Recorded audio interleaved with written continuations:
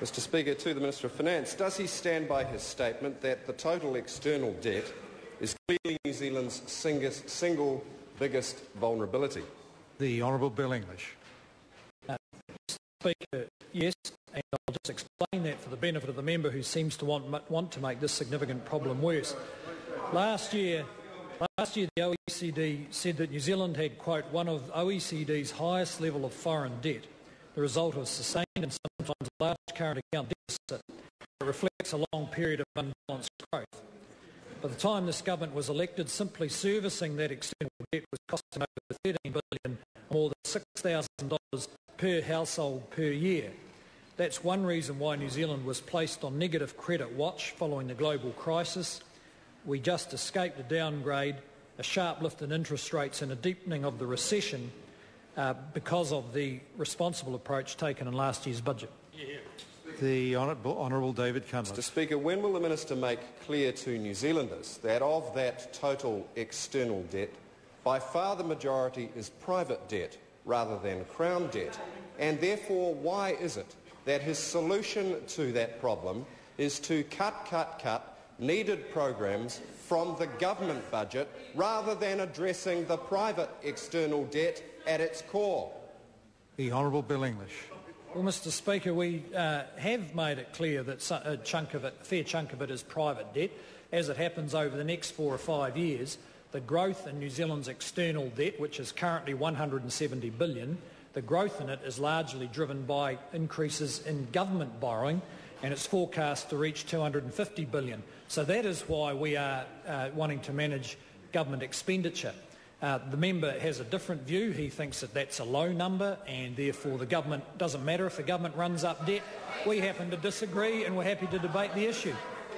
Amy Adams. Thank you, Mr Speaker. Supplementary question to the Minister. What steps is the government taking to reduce these debt problems? The Honourable Bill English. Well, Mr Speaker, almost all the government's policies will lead to New Zealand being less exposed to this vulnerability. These include limiting the growth of government debt and getting the government's books back into surplus, being responsible with new spending, restructuring the tax system to deal with the underlying imbalance in the economy by encouraging savings, investment and enterprise rather than encouraging borrowing, consumption, property speculation and investing in worthwhile infrastructure. Next month's budget will report progress on all these fronts. The Honourable David Cunliffe. Mr Speaker, if those are the Minister's priorities, does he agree with Exporter magazine that the government has shown apathy on the exchange rate, low marks for adding value, bottom of the class for abolishing market development grants, and I quote, that their focus on digging exports out of the ground and growing more sheep, unquote, will not make us a wealthy nation? The Honourable Bill English. Well, Mr Speaker, no, I don't agree with that assessment. And last week I met with a large group of chief executives of our largest companies, and I'd have to say their approach was much more constructive as we worked through a program of work to deal with the kind of issues that the member has raised. Amy Adams. Mr Speaker, to the Minister, what approaches at dealing with economic vulnerabilities has he witnessed in other countries? The Honourable Bill English. Well, Mr Speaker, in the House here the opposition has quoted the Australian Labor government often and their policies. They may be interested to know that yesterday the Federal Treasurer Swan indicated that his budget is committed to reducing. Federal Treasurer Swan is committed to reducing the deficit and accumulated debt, operate within strict rules that limit new spending growth to 2%, that he will deliver tax cuts and continue to fund worthwhile infrastructure. I must say that all sounds very familiar. Our own budget may well be fairly similar to that of the Australian Labor Party, and both will be quite different than the approach outlined by the New Zealand Labor Party. Before I call the next supplementary question, I'd ask both front benches please to be a little more reasonable with interjections. I found it hard to hear the Minister in that answer. The Honourable David Cunliffe. Speaker. Thank you, Mr Speaker.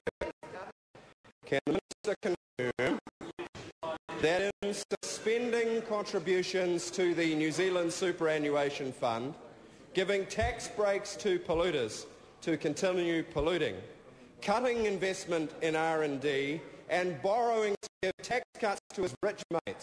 And it is his government that is mortgaging New Zealand's future. The Honourable Bill English.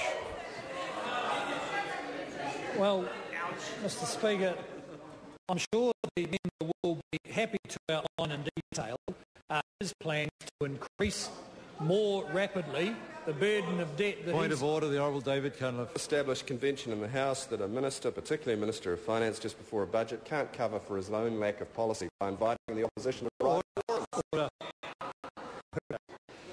No, we're not going to have a point of order like that. The Honourable Bill English. Mr Speaker, I think the member is brighter than his eye.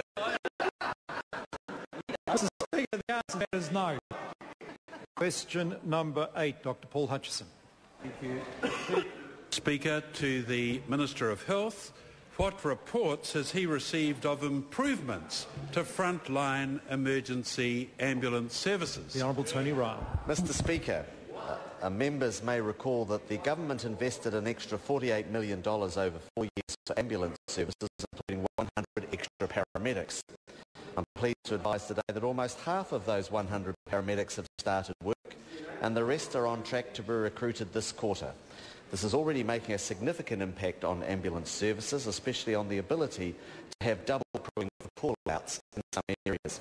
For example, with the additional paramedics, Warapa DHB is now able to operate the Greytown station 24/7 and staff are able to take well-earned leave.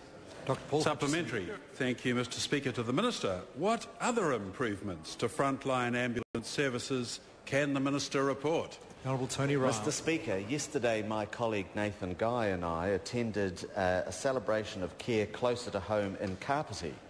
On the Kapiti coast, Wellington Free Ambulance has halved the number of hospital admissions on their call-outs. Their paramedics assess patients